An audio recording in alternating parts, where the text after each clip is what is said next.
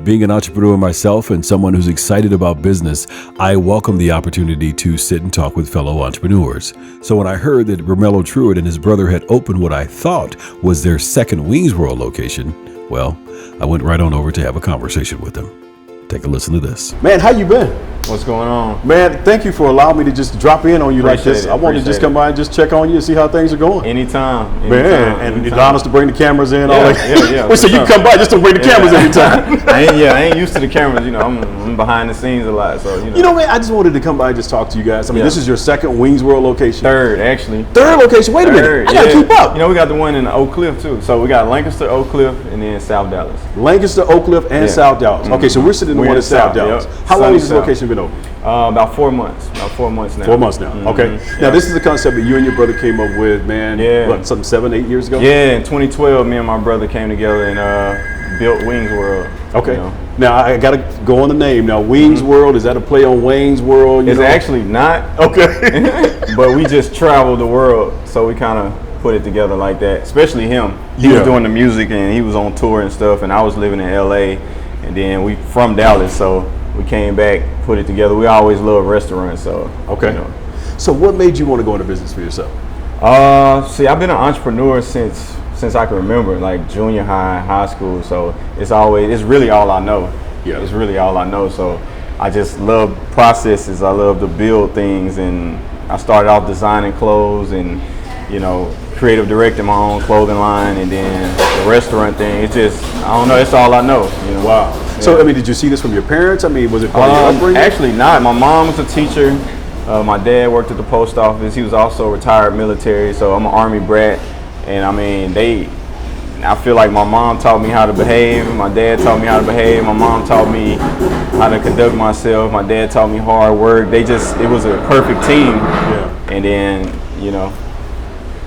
Wow. So, typically for most entrepreneurs, they see this somewhere. It's modeled before them in some way. I agree. So you didn't get it from your parents. Nah. Was it in your neighborhood? What was it like growing up in your neighborhood? So, I got 2 older brothers. There's 3 of us. We all 3 years apart. Oh, man, the wings are here. Uh-oh. Thank you so much. And wing rolls. Oh, man.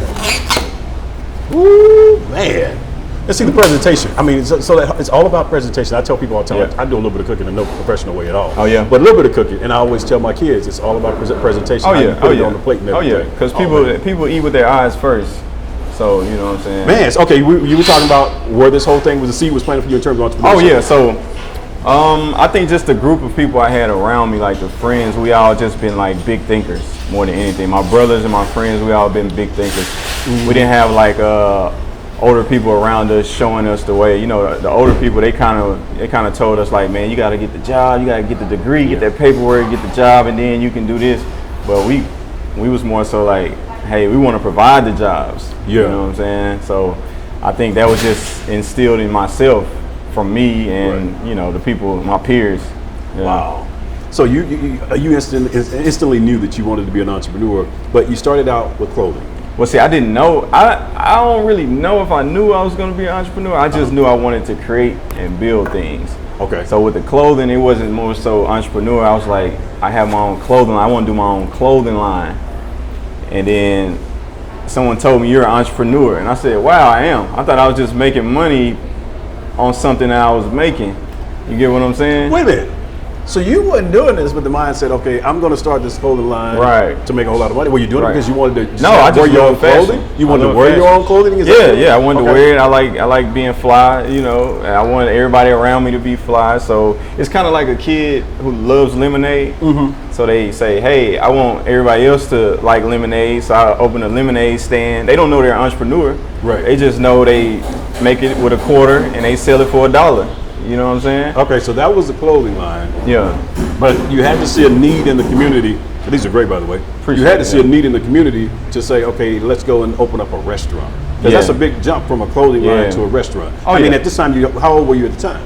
I was about 23 with the restaurant. 23 years old. Your parents didn't own a restaurant. I don't believe any of your family members had ever owned a restaurant. Well, we tried things as a family. We tried things when I was younger. Mm-hmm. A lot of parents tried the entrepreneur thing, and you know, to build something for their kid. But no, I'm a first generation entrepreneur. You know. Wow. Yeah. So. And you jump into the restaurant business in Dallas, Fort Worth, which is extremely tough for restaurants. Yeah. But you made it, not only with one location, but now have 3 locations. Yeah. Well, see, I think that had to be scary in the beginning. Oh yeah, definitely. I think I used my neighborhood, my community as the testing for it. So we opened the first restaurant in Lancaster. That's where we're from.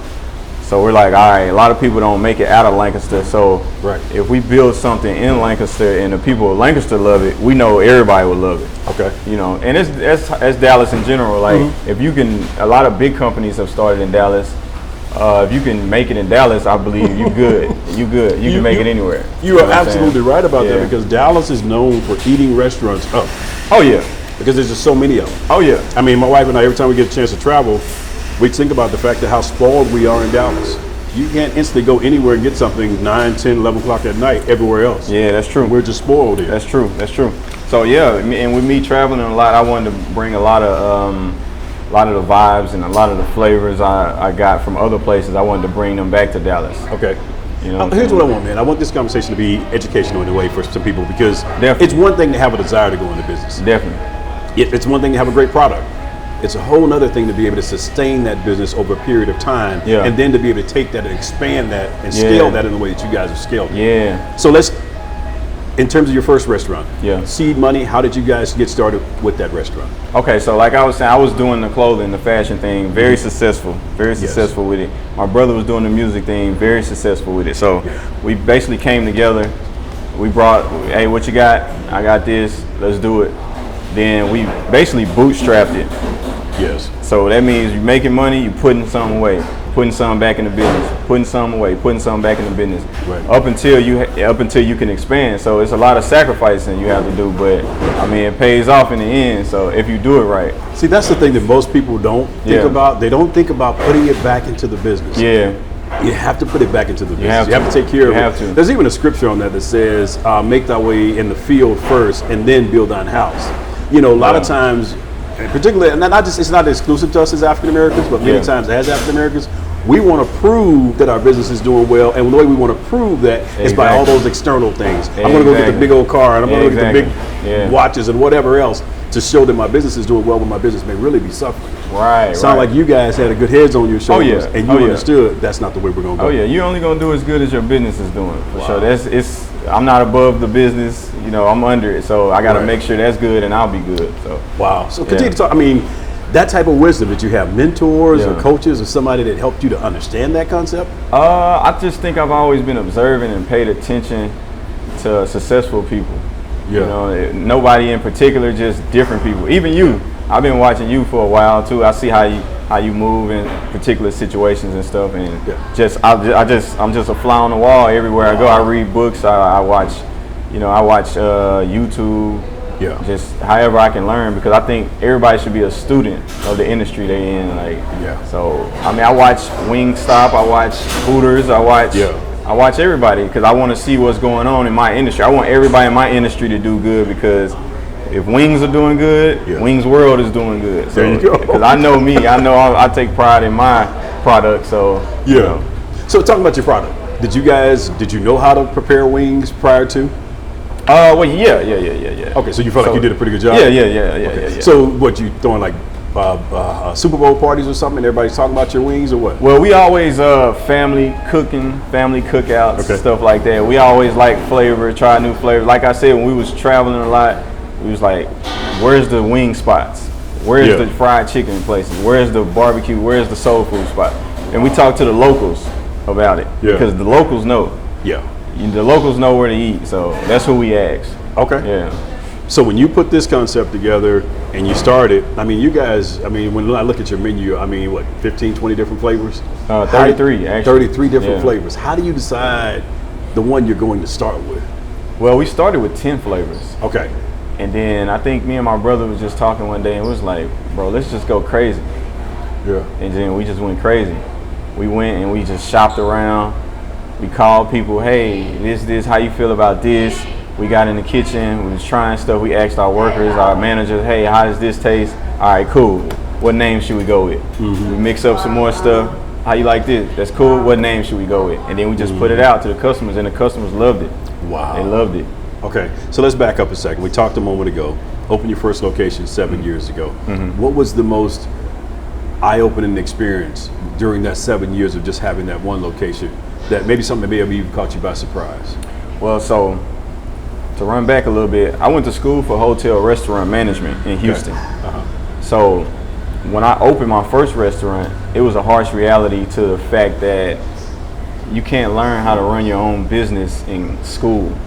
You can only learn how to run someone else's business or manage someone else's business. Right. So that was like a punch in the face to me. I'm like, well, okay, I didn't learn any of this. I thought I was learning something, but I didn't learn any of this. Yeah. So, but it did help me because I had to also manage my own business. But on the backside, it's like, wow, I thought I knew how to write someone a check, you know, so I had to learn everything. Right. I made my own job applications, and I had to learn how to file taxes and do all that stuff, which is the most important thing about business. It's true. You know what I'm saying? So, and you ain't no classes on filing taxes and getting, you know, boosting your credit and stuff like that. So, yeah.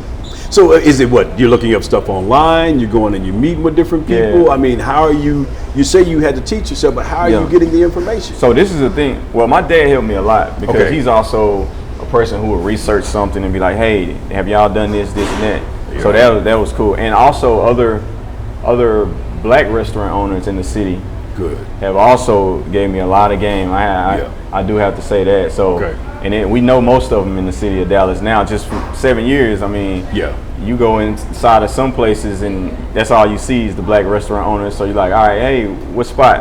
Okay, I'll come eat there. And then you can trade information. So I'm all about trading information too. You know, I think that's the key. You have to be able to get yourself out there and show people that, hey, I'm open I'm teachable, and I'm open for suggestions and ideas, and I'm asking for help. You know, many times we find ourselves in a situation where we feel like we have to prove how much we know, and we don't want to ask anybody for help. That's many times leads you to failure. That's true. That's true. So I think that whole teachable aspect is certainly important. What has been the thing that's been the most rewarding part for you about having your own business? I think the most rewarding part is probably being able to hire people and provide jobs and give out good food. Like I eat here almost every other day. So I make sure it's good before somebody else. For your customers, and that's important. And that's extremely important. And I think that fact about being able to offer jobs, because many times as entrepreneurs, that's what we were doing. We're coming to meet a need in the community or meet a need in wherever we're serving our product or service. And it's not just a lot of times not just the food, but it is being able to offer employment to somebody. To some young person who may not be able to get employed anywhere else. Now you're in a position to be able to hire them. And now not only are you employing them, but they're seeing you as that example. So they're thinking, man, that seed is then planted that, hey, I can actually own my own business someday as well. Exactly. So I think the key too is inspiring people. Definitely. Do you ever get an opportunity to go out and speak at schools or anything of that nature to talk about? I would like to more. And I'm in my 2020 year. Hopefully, I'll be doing that more. That's the point. But I try to get the people around me on the same page. Like all my workers, I let them know, hey, if y'all ever want to own a restaurant, just let me know. I'll walk y'all through it, everything. I'll show y'all. I wish I had somebody to just walk me through. It would save me a lot of time. You know what I'm saying? So, but now you've invested the time now, and that's exactly what it was. It was investment that has since paid off for you. And I think a lot of times we see this part of it. We see the good food going out the door. We see the excitement, the pleasure on people's faces when they enjoy the food. But you talked about it a moment ago. It's that back office part. It's that sitting down, paying the bills, paying the taxes, paying the payroll, and eating payroll. Those are things that most people don't get a chance to get exposed to. And that's many times the secrets that most people don't share to help people to understand that aspect. That's true. That's true. But if you can help to impart that into some young people, I think it helps them to go. Definitely. I'm all for that. I'm all for that. I'm all for paying it forward. Talk about 7 years, and now you're entertaining the idea of a second location. What allows you to be able to take that leap to say, okay, we're going to go ahead and take the leap and open up a second location?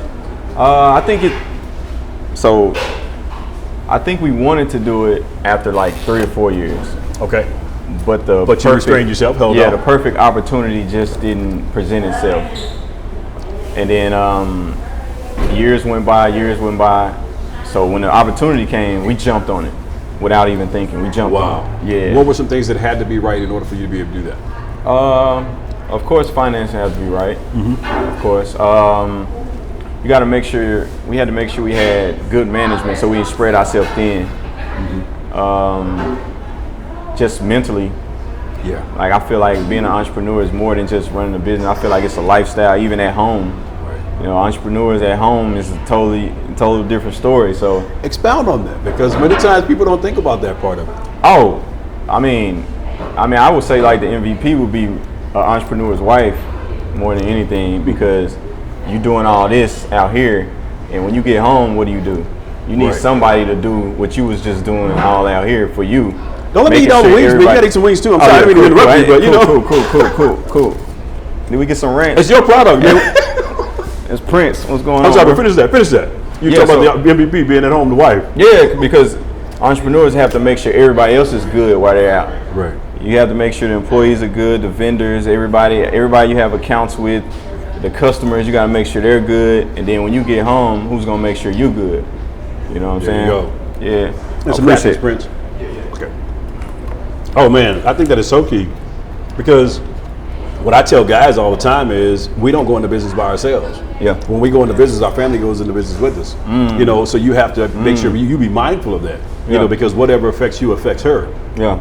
So you have to make sure that she's on board with the things that you want to do going forward. Appreciate that. So I think for you to have that wisdom and that concept of that at such an early age, I think is what has allowed you to be successful to this point. Would it be fair to say? Oh yeah, and it's a big risk. It's a big risk. Right. Okay, so you took on the risk. You assessed this second location, but now you say, hey, you know what? Well, how long was your second location open before you opened up your third location? So the one in Oak Cliff has been open about 2-3 years almost. Okay, so 7 years. Then you got the other one open for 2 years, established that location. Now it's contemplating the leap of going to the third location. What made you choose this location, and what made you decide to even open it to begin with? We always wanted to be right here in South Dallas, because we feel like South Dallas has some of the best restaurants in a 1 mile radius than anywhere I've seen. Like from like Truckers to Irene's to Elaine's to Blackjack's, Two Pandas. Like, I always ate in South Dallas, so I was like, okay, we got good food. I think we ready. Yeah. And South Dallas has big culture. Right. Big culture right here. People support. They support. And I just think it's right on time for South Dallas. That's what it needed. Yeah. The people needed some inspiration too at the same time, and jobs, and just more good food. You know, I totally agree. I grew up in West Dallas, and you're right. You know, you build that culture. You build almost like a family type relationship where you're seeing your same customers. I mean, like it was a barbecue joint in West Dallas. Every Friday, we already knew we're going to Hardeman's Barbecue. You know, that's just where we're going to go. I mean, we wait for payday so we can get to Hardeman's Barbecue, get us some barbecue. So I would imagine it'd be the same thing with wings. You know, hey, you got those, whether it's Wednesday night after Bible study or whether it's Monday night because they don't feel like cooking anything. We're going to get some wings. We're going to Wings World. Oh yeah, and it's longevity in places like this. Right. It's longevity in places like this. And because again, what it does for, like you mentioned it a moment ago, how it uplifts the neighborhood. To see young black men who own their own business coming back to the neighborhood and employing people, offering jobs, offering great food. Why would you not support it?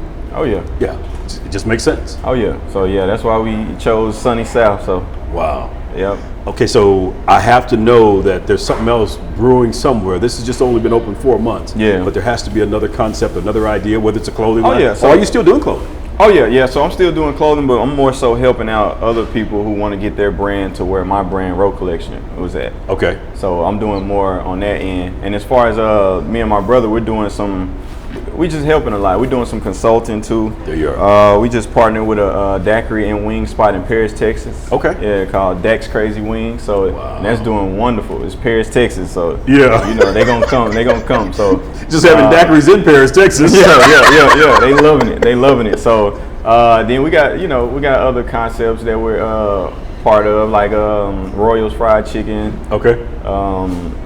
You know, we opening up a spot called Mr. T's in Lancaster. There you are. It's coming soon. So yeah, I mean. So you are really ingrained and really digging this entrepreneurship thing, huh?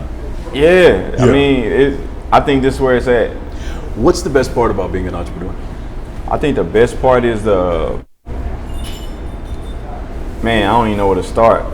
Maybe the flexibility to be creative, and man, the money, the respect, I don't know where to start. I think everything. I think entrepreneurs they get everything. You know what I'm saying? They get everything they want, everything they dream of. You just gotta stay focused. Yeah. You know, that's what I think it is. Whatever you want as an entrepreneur, I feel like you can get it. I think every one of those points that you just named, the whole flexibility, the freedom, the opportunity to be able to help meet a need, to be able to provide employment, you know, for other people, to help them to meet their needs and their goals and objectives. I think all of that's important. Yeah. But you're right, that flexibility piece for me, man, being an entrepreneur myself, it's that whole flexibility. Yeah. I wouldn't trade it. It gives me the opportunity. I tell people all the time, it doesn't mean you don't work.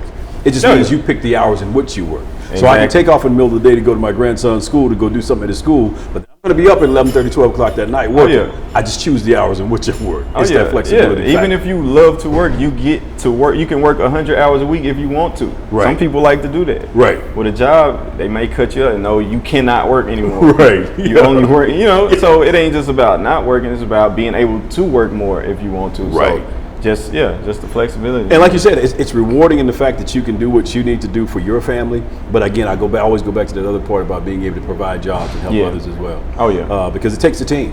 You know, it really does take a team in order for you to be able to carry your vision forward. And I have to know that you have a great team. I guess the question would probably be more of, what are some of the characteristics that you look for? I mean, your brother, that's said, you guys from day one. Mm-hmm. But maybe other team members that you guys have brought on board, what were some of the characteristics that they had to have in order to be a part of your team?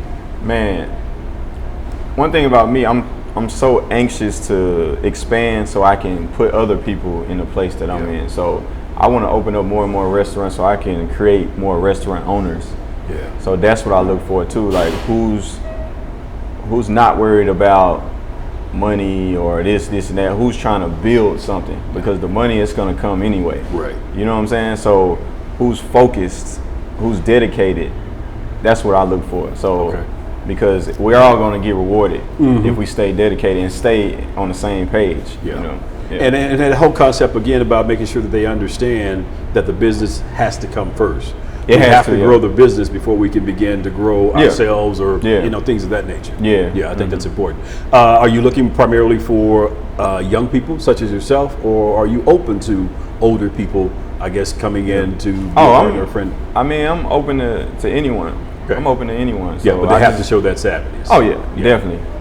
Because I feel like you have to match the team. Right. You know what I'm saying? You have to match the team, and I'm around nothing but dedicated people who they don't make excuses. We just get to it. So So this whole concept and notion that young people don't want to own businesses anymore, they don't want to own homes. I'm thinking you're millennial age, correct? Yeah, I mean you can say that. So is that true? I mean, how do you feel about that? I think young people do want to own businesses. Okay. I think everybody wants to. Even creating yourself as a business, I think a lot of young people are moving in that direction, to the social media, the influencers, the fame part of it, which is still a business in itself. Right. So you have to manage yourself like a business. So I just think millennials, they have a different path they're trying to take as far as entrepreneurship. But I think all millennials want to be entrepreneurs, whether they know it or not. Yeah. So you raise a good point. In an age where you can do so many different types of businesses, why would you do brick and mortar? When, like you said, you did clothing, which could be sold online, and you never have to have a building or anything of that nature. Why was it that you, even after your success, you still say, I want to continue to open more brick and mortar locations? Well, the thing about me is I like to physically see my businesses. You know, I like to walk into them, and because I've done the e-commerce thing. I like the e-commerce thing, and I had no problem against it. But I just like the physical. I like doing. I'm in here like this place right here. I was in here during the build out. We was knocking walls down and stuff. That's just my style. You know, I'm hands on. I'm really hands on. So. And with food, I mean, food will never go online. Right. You know, you're always going to have to eat it online. You're right. Can't eat it online. You cannot enjoy this wing online. No, you have to. You can order it and have it delivered to your house, but you still got to eat it. You have to physically eat that wing for sure. So in closing, man, what's the best advice you've ever received? The best advice I ever received. Man, give me a second. Go ahead, I'll eat my wing. Best advice I ever received. Take two, because you just wasted one. The wings are great. Man, I don't know. Oh, come on. That's a tough one. The best advice you've ever received. Somebody had to give you something you thought, man, that advice really helped me. I mean, always treat people right. I mean, that's the advice I live by. That's good. I always treat people right. And that's extremely you just important. never know who you gonna see. That's extremely important. Being in the business that you're in, you're serving people. Yeah. Both externally and internally, you're serving people. Oh yeah. And if you don't treat these people right, they don't treat those people right. Oh yeah. It all comes falling down. That's true. That's true. So I think that's some pretty good advice. What's the best advice you have after being in business? Oh man, what, 10 years, 7 years now? Yeah, restaurant business, 7 years. Restaurant business. Yeah. What's the best advice you have? The best advice I have, it depends on who I'm giving advice to, I guess. Ooh, that's a good one. Yeah. That's good advice in the middle of itself. Everybody can get the same level of advice. Yeah, I wouldn't want to throw something out there, the wrong person. So let's just say, so that was a good one. That was almost as good as that wing.